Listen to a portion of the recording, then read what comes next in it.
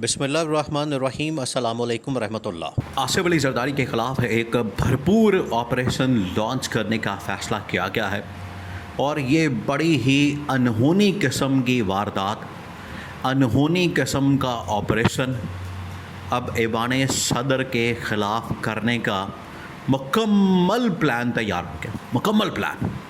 और ये प्लान इतना बड़ा प्लान है कि इसको खुफिया रखने के तमाम लवाजमात पूरे किए गए, रिक्वायरमेंट्स पूरी की गई हैं कि इसको जितना खुफिया रखा जाए, जितना सीक्रेट रखा जाए उतना बेहतर है, क्योंकि ये जो ऑपरेशन है ये बड़े लेवल का होने जा रहा है इस्टेब्लिशमेंट की जानिब से ऐवान सदर के ख़िलाफ़। और इस ऑपरेशन के नतीजे में आखिरकार आसिफ अली जरदारी को ऐवान सदर से फ़ारिग कर दिया जाएगा। अब ये जिस लेवल का ऑपरेशन होने जा रहा है, अब आप ऑपरेशन सुन के आप दंग रह जाएंगे, आपके रोंगटे खड़े हो जाएंगे।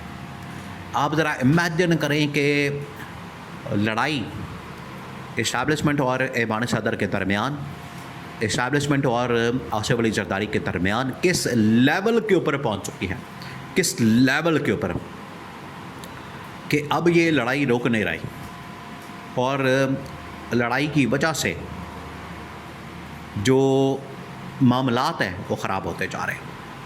28वें तरमीम करनी है, मुल्क के अंदर एक नया निज़ाम नाफिज करना है, मुल्क के अंदर गवर्नेंस मॉडल को चेंज करना है, लेकिन क्योंकि उसमें पीपल्स पार्टी और सबसे बढ़कर आसिफ अली जरदारी रुकावट बन चुका है।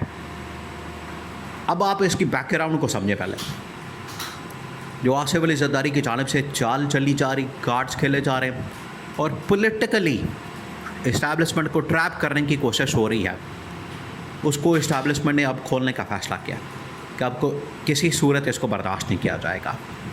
देखिए, बजट से पहले कम अज़ कम 6 से 8 दिन बजट को डिले किया गया।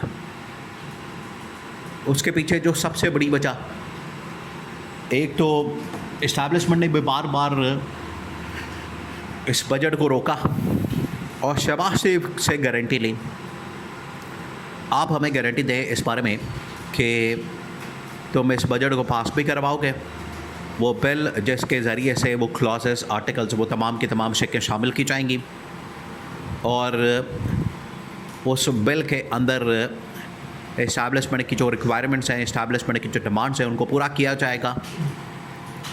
फिर आसिफ अली जरदारी अड़ गया। नून लीग और इस्टेब्लिशमेंट के दरमियान डील हो गई, मुकम्मल हो गया, शहबाज शरीफ मान गए। शहबाज शरीफ कैसे ना माने? देखिए, शहबाज शरीफ की औकात है कि वो बात ना माने। शहबाज शरीफ मान गया। जरदारी ने बीच में टांग अड़ाई। जरदारी ने ये काम किया, उसने बिलावल को पहले लॉन्च किया, उसको छोड़ा और कहा कि ये इस्टेब्लिशमेंट के ख़िलाफ़ महाज खोल दो और गिलगित बल्तिस्तान की गवर्नमेंट मांगो। और साथ ही उसने कहा कि आज़ाद कश्मीर की गवर्नमेंट मांगो। ये उसकी जानिब से डिमांड्स की गई। तो बिलावल ने आके फिर ये शो डाल दिया। बिलावल ने आके ये फिर इसको पर बावेला करना शुरू कर दिया। फिर जो धमकी दी गई, अब असल में ये जो धमकी थी वो टर्निंग पॉइंट है। उस धमकी ने सारा का सारा काम ख़राब कर दिया। वो धमकी क्या थी? ये अब इस्टेब्लिशमेंट ब्लैकमेलिंग के चक्कर में नहीं आने वाली, ये अब इस्टेब्लिशमेंट इनकी ब्लैकमेलिंग में नहीं आने वाली। और धमकी ये थी कि अगर अब बिलावल देखिए, जुम्मा 8 दिन हुए, एक तो जाके उसने तकरीर कर दी वहाँ पर गिलगित के अंदर, उसकी वजह से इस्टेब्लिशमेंट को बड़ा गुस्सा, क्योंकि इसने इस्टेब्लिशमेंट को ललकारा कि किसी का पाप भी ये नहीं कर सकता, किसी का पाप भी 18वीं तरमीम ख़त्म नहीं कर सकता, किसी का पाप भी जरदारी को नहीं हटा सकता। इस्टेब्लिशमेंट को इस बात के ऊपर बड़ा गुस्सा था। उधर नवाज शरीफ ने जो तकरीर की, उसकी वजह से भी इस्टेब्लिशमेंट ने कहा कि ये दोनों, इनको लाने वाले हम, नवाज शरीफ की क्या औकात है। नवाज शरीफ को जतवाया हमने फॉर्म 47 के ऊपर, जो डॉक्टर यास्मीन राशिद का हलका है, वहाँ पर हमने जतवाया। मानसेरा के अंदर हमने हरवा दिया, यहाँ पर भी हम हरवा सकते थे, मसला क्या था, लेकिन हमने इसको जतवा दिया। अब ये हमें ही पड़ गया है। इसी तरह से बिलावल को हमने जतवाया, आसिफा को, बिलावल को, जरदारी को, पीपल्स पार्टी की इतनी सीटें निकाली हैं, वो तमाम की तमाम हमने इनको मैनेज करके दिया, हमने ये सब कुछ इनके लिए निकाला। तो ये आगे से हमें पड़ गए हैं, ये हमारे ऊपर हमलावर है। इस्टेब्लिशमेंट को इस बात के ऊपर बड़ा गुस्सा था, लेकिन जो बॉइलिंग पॉइंट था जिसके ऊपर इस्टेब्लिशमेंट का पारा हाई हो गया, चढ़ गया, वो टर्निंग पॉइंट का था, बॉइलिंग पॉइंट का था। बॉइलिंग पॉइंट ये था कि बिलावल ने धमकी दे दी कि मैं तो कौमी असम्बली से रिज़ाइन दे दूंगा, इस्तीफ़ा दे दूंगा। 100 के करीब, 80 से 100 के करीब उन्होंने साथ में 1-2 और इत्तेहादी जमातें भी मिला ली, तो इस तरह से 100 के करीब इस्तीफ़ा बन जाता था। उन्होंने कहा कि अगर ये असम्बली के अंदर हम इस्तीफ़ा दे देंगे, अगर आपने हमारी डिमांड को पूरा ना किया, बिलावल ने यह धमकी दे दी कि हमारी डिमांड को पूरा करें, हमारे मुतालबे को पूरा करें, वरना हम 100 इस्तीफ़ा पेश कर देंगे। इस्टेब्लिशमेंट को इस बात के ऊपर बड़ा गुस्सा आया। वो टर्निंग पॉइंट था कि ऐवान सदर को बचाते बचाते इन्होंने ख़ुद ही ऐवान सदर अपने हाथ से गंवा दिया, ख़ुद इनके हाथ से निकल गया। अब ऑपरेशन करने का फ़ैसला किया, और इसके पीछे आप ज़रा इमेजिन करें, ये सारा कुछ क्या जरदारी ये बिलावल ख़ुद कर रहा था?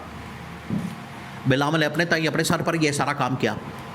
बिल्कुल नहीं। पीछे असल में जरदारी था, जो कि वक्ती तौर पर इसने सरेंडर कर दिया और कहा कि मैं इस्टेब्लिशमेंट के हाथ मजबूत करूँगा, मैं इस्टेब्लिशमेंट को ताकतवर बनाऊँगा, मैं इस्टेब्लिशमेंट के साथ हूँ। लेट गया, लेकिन पीछे बैठ के इसने बिलावल की डोरें हिलाई, बिलावल को कंट्रोल किया, और बिलावल के लिए इसने ये सब कुछ करके बिलावल के ज़रिए से पैगाम दिया इस्टेब्लिशमेंट को। तो इस्टेब्लिशमेंट को पता है कि ये कौन सब कुछ कर रहा है।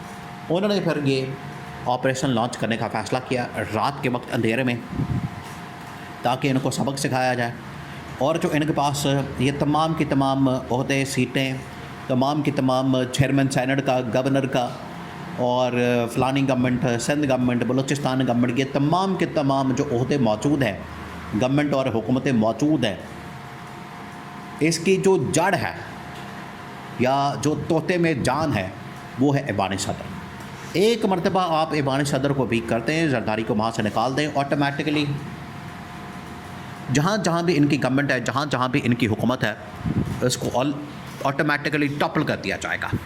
ये इनको बता दिया गया, ये इनको पैगाम पहुँचा दिया गया, और अब ये मैसेज इनको दे दिया गया, गवर्नमेंट को ऑन बोर्ड ले लिया गया कि ऐवान सदर के ख़िलाफ़ बहुत बड़ा ऑपरेशन होने जा रहा है। ये इतना बड़ा ऑपरेशन होगा पाकिस्तान की तारीख़ का, जिस तरह से वो ब्राज़ील के अंदर से उन्होंने पकड़ के निकाला था सदर को, बिल्कुल उसी तरीके से यहाँ पर भी सदर को रात गए निकाला जाएगा, और इसकी वीडियो भी बाकायदा वायरल होनी है।